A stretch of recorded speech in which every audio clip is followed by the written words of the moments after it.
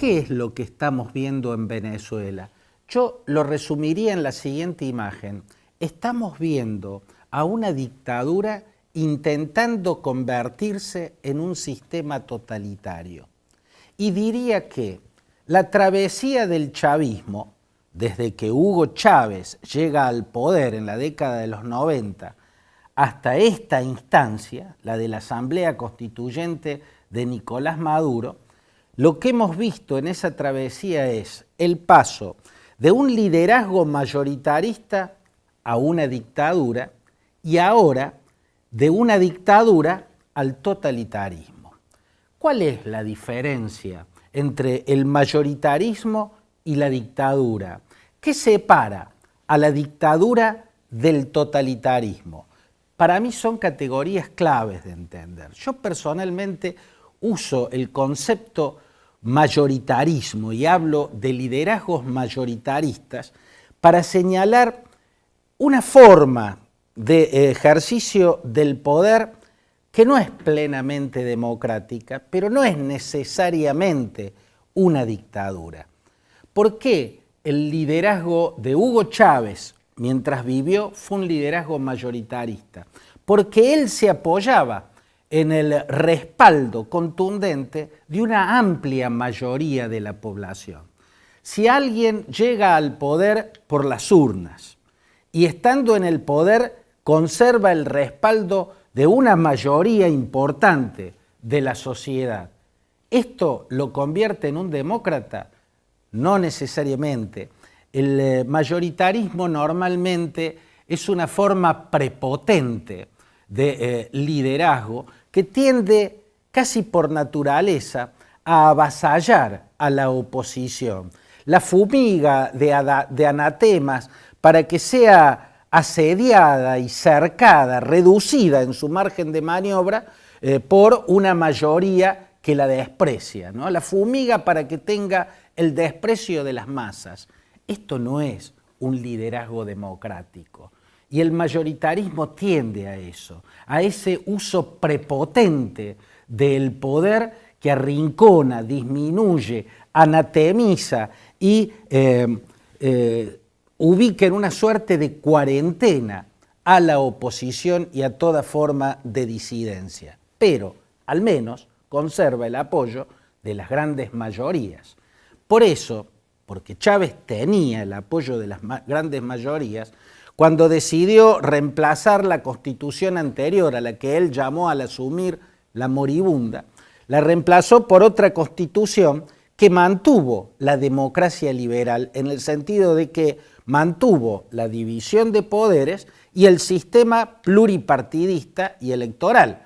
Se puede llegar a un parlamento donde está expresado todo el arco político, todas las posiciones políticas, están las mayorías y están las minorías, y para ocupar los cargos públicos, desde alcaldes, concejales, legisladores o presidentes, hay que ganar una elección que también es pluralista. Esa es la constitución que hizo Chávez en 1999, y fue una constitución de esas características democráticas porque Chávez no necesitaba eludir el sistema electoral y no necesitaba acotar el rol de la legislatura porque él tenía el apoyo de las mayorías.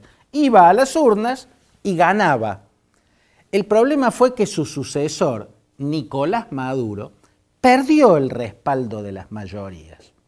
Y cuando un sistema majoritarista pierde el respaldo de la mayoría, primero se convierte en un mayoritarismo fallido y luego ese mayoritarismo fallido naturalmente va a intentar mutar en dictadura. Eso es lo que hizo Nicolás Maduro y hemos estado observando en estos años. Llegó legítimamente al poder, ganando una elección en el sistema multipartidario y con elecciones libres que sostiene la constitución que dejó Chávez. Pero en la medida que fue perdiendo el apoyo de las mayorías, fue mutando en una dictadura. El primer paso de esa mutación fue tras la última elección verdaderamente libre y plural que hubo en Venezuela, que fue la elección legislativa o parlamentaria del año 2015. Como ya había el chavismo perdido el apoyo de la mayoría, a esa última elección legislativa la ganó abrumadoramente la oposición. ¿Qué hizo Nicolás Maduro? Hizo lo mismo que hizo Fujimori, Alberto Kenjo Fujimori, en 1992, pero de un modo diferente. En 1992, Fujimori, que era un presidente que tenía respaldo mayoritario, pero tenía minoría en el Parlamento, lisa y llanamente cerró el Parlamento, lo clausuró. Esto fue considerado un golpe de Estado, y en buena hora, lógicamente, fue un golpe de Estado. Autogolpe se lo denomina, y automáticamente la región tendió un cerco y aisló a Fujimori, exigiéndole que restituya el Congreso, que vuelva a la vida institucional. Y se puso a Fujimori, al Perú de Fujimori, en cuarentena hasta que Fujimori cedió y volvió a la vida institucional. Cuando perdió la mayoría vino una elección y la perdió también. En el caso de Maduro, cuando se quedó con minoría en el Congreso, en la Asamblea Nacional se llama allá, porque la última elección libre y plural fue abrumadoramente ganada por la oposición, no cerró el Congreso, no la cerró a la Asamblea Nacional como hizo Fujimori en 1992, pero a los efectos es lo mismo, porque le prohibió la facultad de legislar. Y si uno a un poder legislativo le saca la facultad de legislar, lo convierte en un holograma político, lo esteriliza. Yo le llamaba vasectomía institucional, ¿no? Vuelve infértil en términos legislativos a una legislatura. Una legislatura que no puede legislar es un holograma político, es una farsa institucional. La Asamblea quedó abierta, pero como holograma, uno lo ve, pero no es una presencia real en términos institucionales. Por lo tanto, a los efectos, lo que hizo Maduro es lo mismo que hizo Fujimori. Si a Fujimori lo aislaron internacionalmente y le metieron sanciones hasta que lo hicieron ceder y devolverle la institucionalidad a los peruanos, devolverle la autodeterminación a un pueblo, y la autodeterminación se hace con las urnas y con elecciones plurales y libres, no de otro modo. Lo mismo corresponde que se le haga a Maduro, pero ese fue el primer paso, volver a la Asamblea Nacional un holograma político, hacerle la vasectomía institucional para que sea una legislatura que no puede legislar, fue el primer paso. El segundo paso no fue menos importante. El segundo paso fue impedir que se realice el referéndum revocatorio. La oposición había cumplimentado todos y cada uno de los pasos que establece la Constitución de 1999, la que hizo Chávez, para realizar un referéndum revocatorio. De hecho, el propio Chávez, en su momento, la oposición había cumplimentado esos requisitos y Chávez aceptó y fue un referéndum revocatorio, ¿no? Maduro tendría que haber hecho lo mismo, pero como sabía que lo perdía, porque ya no tiene la mayoría y por lo tanto ya no es un liderazgo mayoritarista, sino un mayoritarismo fallido, necesitaba seguir convirtiéndose en una dictadura. Entonces, ese liderazgo que ya cerró el Congreso o lo inutilizó, ahora impidió la Constitución, la enterró al borrar el derecho de referéndum revocatorio. Digamos, enterró la Constitución y las urnas en el mismo foso, ¿no? Y si todavía faltaba algo, suprimió el calendario electoral. Las elecciones para gobernadores que debían realizarse el año pasado no se realizaron, ¿no? Entonces, un sistema que no tiene elecciones, que no tiene las garantías y los derechos de la Constitución y donde la legislatura no tiene la facultad de legislar, no puede ser llamado democracia y ni siquiera puede ser considerado como aquel liderazgo mayoritarista de Hugo Chávez, que por lo menos tenía el apoyo de la mayoría. La mutación del mayoritarismo a la dictadura se da cuando se pierde el apoyo de la mayoría. Entonces tiene que suprimir todo lo que haga depender el poder de las urnas, porque en las urnas ya no va a retener poder, en las urnas ahora va a perder poder, porque es minoritario. Así fue como se convirtió en una dictadura. Estos fueron los 3 pasos, ¿no? Vasectomizar la legislatura, prohibir el referéndum revocatorio, suprimir el calendario electoral. ¿Por qué digo que ahora está por pasar de la dictadura al totalitarismo? ¿Cuál es la diferencia entre dictadura y totalitarismo? Yo definiría el totalitarismo como la dictadura absoluta. Con la realización de la constituyente, lo que se va a hacer es la construcción de un régimen de partido único, porque como ya no tiene competitividad, porque no tiene el respaldo de las mayorías y en las urnas pierde, tiene que terminar de enterrar esa constitución que ponía urnas y ponía sistema electoral y división de poderes. Tiene que pasar a un sistema donde no haya urnas, o las urnas se vote de un modo X donde no tenga que competir contra la oposición. ¿Por qué? Y porque ya no le gana a la oposición, ahora es la oposición la que le ganaría a él. Entonces, esa asamblea constituyente lo que tiene que hacer es rediseñar para que esa dictadura pase a ser la dictadura absoluta. Y tiene que pasar a ser la dictadura absoluta porque como dictadura también fracasó. La dictadura se mantiene en el poder a fuerza de represión, de censura y de represión, pero esa represión se da en la calle. La fuerza represiva es la policía, digamos, allá la Guardia Nacional Bolivariana, es lo mismo, ¿no? El totalitarismo, que es la dictadura absoluta, ya no reprime en la calle. Sofoca la rebelión desde antes de que la rebelión llegue a la calle. Sofoca la protesta antes de que la protesta llegue a la calle. La dictadura absoluta, el totalitarismo, logra un sistema de delación. Todo el mundo es delator de todo el mundo. Entonces, la represión ocurre en la mente de las personas, en el hogar de las personas, en la intimidad de las personas. Como la represión de Maduro lleva 4 meses sumando muertos y presos políticos, pero no está controlando la protesta, no la logró sofocar, ni siquiera con 150 muertos, no la logró sofocar, ahora tiene que pasar a la otra forma de represión. Esa que no se da en la calle a través del policía y del gas lacrimógeno o el camión hidrante.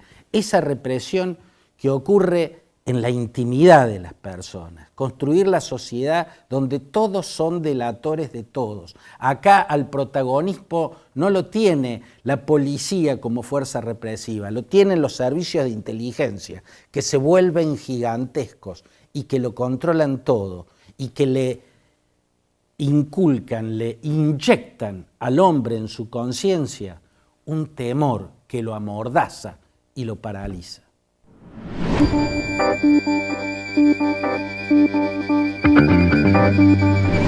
Si me preguntaran mi impresión sobre la campaña electoral que desemboca este domingo en Las Pasos, diría que mi impresión es desoladora.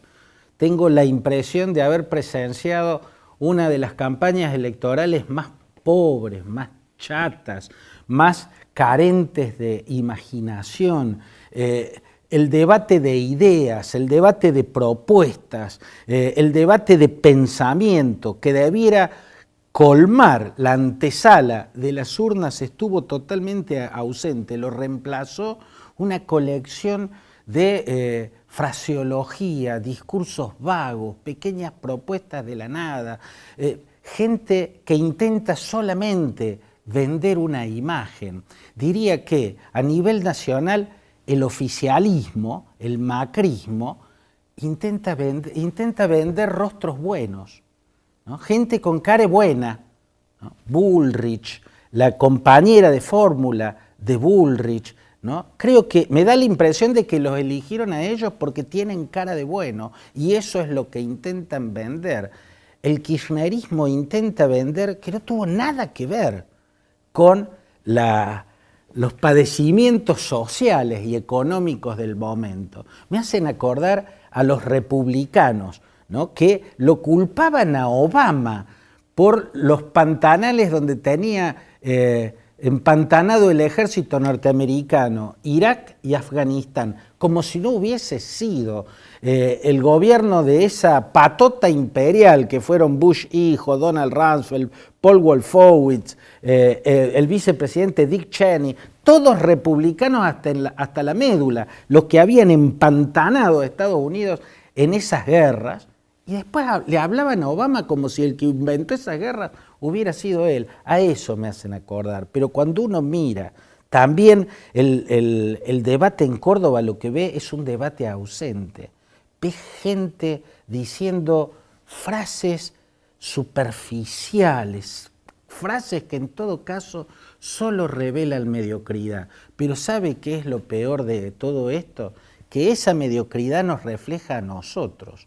Porque es la sociedad la que produjo o la que produce su clase dirigente. Nos lo explicó en un muy lúcido ensayo la escritora y periodista española Rosa Montero, ¿no? A la Argentina que gritaba que se vayan todos, ella le escribió un ensayo diciendo, miren que las clases dirigentes no son injertos externos que le hacen a una sociedad, son el exudado, usó esa palabra, son el exudado de una sociedad. Esto es lo que exudamos. Bueno, había anunciado para el cierre de esta página mi crítica a la oposición venezolana. Yo la he expresado en muchas columnas mías, en muchos artículos míos, en la prensa gráfica, que es donde más me expreso, pero también lo he hecho en radio y en televisión. Mi crítica es que la oposición venezolana nunca entendió cabalmente qué fue lo que originó al chavismo. Y no entender eso es no entender algo fundamental. Si yo creo que el chavismo nació de un repollo, no puedo ser una verdadera opción de poder. La dictadura de Maduro, la negligencia, la ineptitud oceánica de Maduro y esa mafia enquistada en el poder, Maduro, Diosdado Cabello y la cúpula militar, ¿no? Ha victimizado a los líderes opositores, los ha encarcelado injustamente, como a Leopoldo López, a Antonio Ledesma. Al llenar las cárceles de presos políticos, victimizó a la oposición y por ende la visibilizó y la convirtió en alternativa. Lo que tiene que demostrar la oposición ahora es que ha comprendido que el chavismo no salió de un repollo, sino de una serie de contradicciones y fracasos de las clases dirigentes anteriores al chavismo. El chavismo no inventó esto de dilapidar la renta petrolera, ¿no? Y en lugar de dejar una sociedad en la que desarrolló el conocimiento, en la que diversificó la economía, en la que generó verdadera y sustentable equidad, lo que deja es lo que dejó cuando bajaron de la estratosfera los precios internacionales del crudo. Lo mismo de antes, pero en condiciones ruinosas. Bueno, las clases dirigentes anteriores sin duda fueron más democráticas, pero no fueron menos inútiles en cuanto a generar diversificación de la economía, en cuanto a generar desarrollo del conocimiento, en cuanto a generar equidad social. Había siempre como una oligarquía socialmente egoísta o socialmente mezquina, económicamente infértil y políticamente inútil, que tenía como secreción una clase dirigente que era democrática, era pluralista, pero que fracasaba en utilizar correctamente la renta petrolera y las demás riquezas naturales de Venezuela, que es un país bendecido por la naturaleza. El chavismo lo dilapidó de igual modo y le metió autoritarismo arriba. Llegó al récord de fundir un Estado que no debiera fundirse. Cualquier Estado petrolero no se hundió por la caída de los precios internacionales del crudo. Asómese a las estadísticas de la economía de Azerbaiyán, por ejemplo, un país caucásico que también depende del petróleo. Asómese a las estadísticas, a los números de Arabia Saudita, Qatar, Bahrein, Dubái, Kuwait, los Emiratos Árabes Unidos. Y ellos tienen petróleo en el subsuelo, pero en la superficie tienen desierto.